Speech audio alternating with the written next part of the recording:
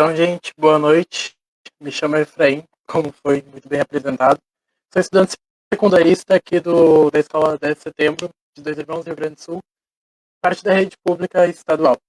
Faço parte do coletivo Juntos, um coletivo da juventude indignada, e atuo bastante no Junto nas escolas.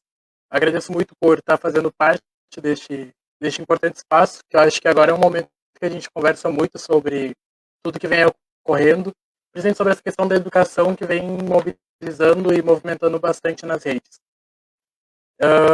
Falando um pouco mais sobre a questão do ADNEM, muito importante situar tudo o que aconteceu quando começou toda essa movimentação, no dia 31 de março. Então, o ministro da Educação, junto com o INEP, ele anunciou a data e o cronograma como se nada tivesse acontecendo.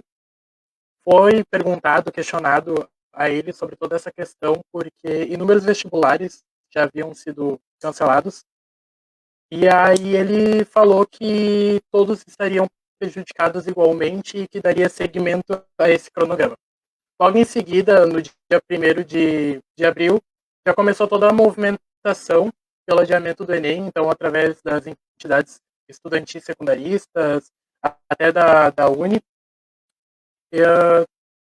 acerca do que estava acontecendo e se posicionando fortemente contrário a essa continuação do Enem, porque é algo completamente fora da realidade.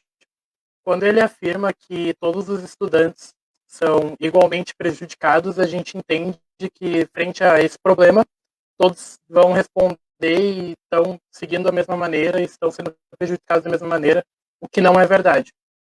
A gente está num país desigual, como a própria chamada dessa conversa colocou, né? 30% da população nem sequer tem acesso à internet, 40% no caso da zona rural. Mesmo para estudantes com internet, tem toda essa questão do ensino, que vai vir nessa conversa também, que não é um ensino que consegue suprir ou mesmo substituir o ensino presencial que a gente tem com os nossos professores, então, em sala de aula. A educação é um problema muito grave porque a gente considera que ela deve ser universal. A gente considera que ela deveria ser democrática, o acesso à universidade deveria ser democrático para todos. E não é dessa forma que ocorre. Mesmo que o Enem seja, então, a esperança de inúmeros estudantes para acessar o ensino superior, a gente entende que ele não consegue suprir tudo, mas que é um grande passo em meio a isso, um avante a isso.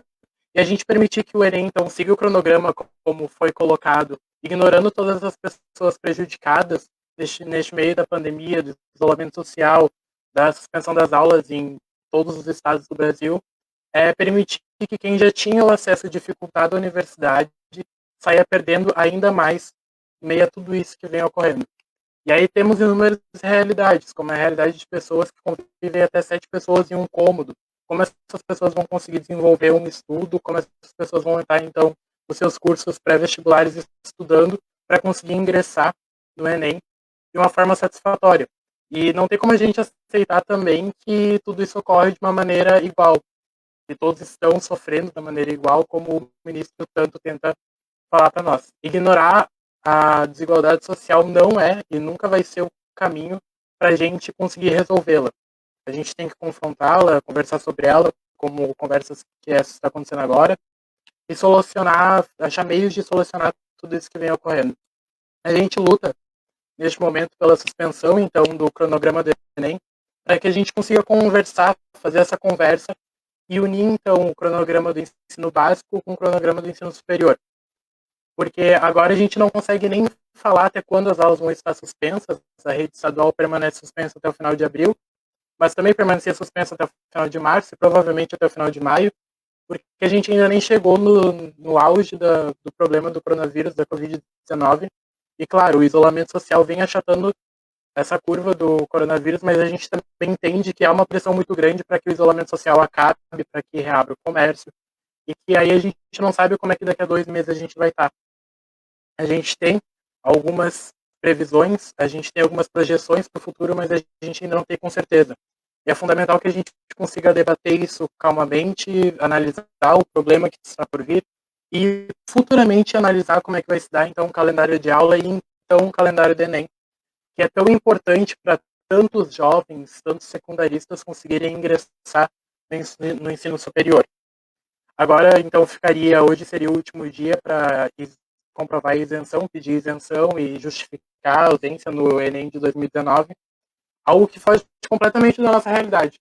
Quando a gente para pensar que, inclusive, muitas escolas estão fechadas até administrativamente, vários estudantes não têm nem acesso aos documentos necessários para comprovar essa isenção, vários estudantes não têm nem acesso a tudo que está ocorrendo.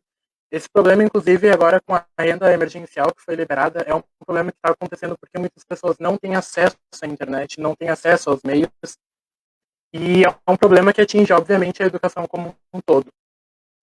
Concluindo, então, a minha fala de maneira geral, a gente está junto pelo direito de entrar na universidade e estamos unidos na hashtag de Enem, que basicamente é uma hashtag que vem através das redes sociais pressionando para que essa questão seja debatida e que o Enem seja adiado.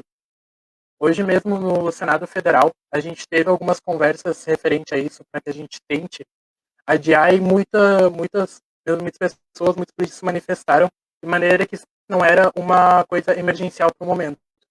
A gente está falando do ingresso na faculdade, na universidade, no ensino superior, e que vai ser completamente prejudicado e vai prejudicar uma parcela da sociedade. Uma parcela da sociedade que já vinha sendo prejudicado, que já tinha o acesso, então, debilitado a esses meios, e agora vai sair perdendo ainda mais. A minha colocação seria mais referente a isso. E aí a gente vem atuando, tentando mobilizar, obviamente agora com toda essa questão do coronavírus, a gente não tem a dimensão de tudo que está acontecendo de maneira certa. Estão me ouvindo bem? E era isso que eu queria comentar, então, na conversa sobre essa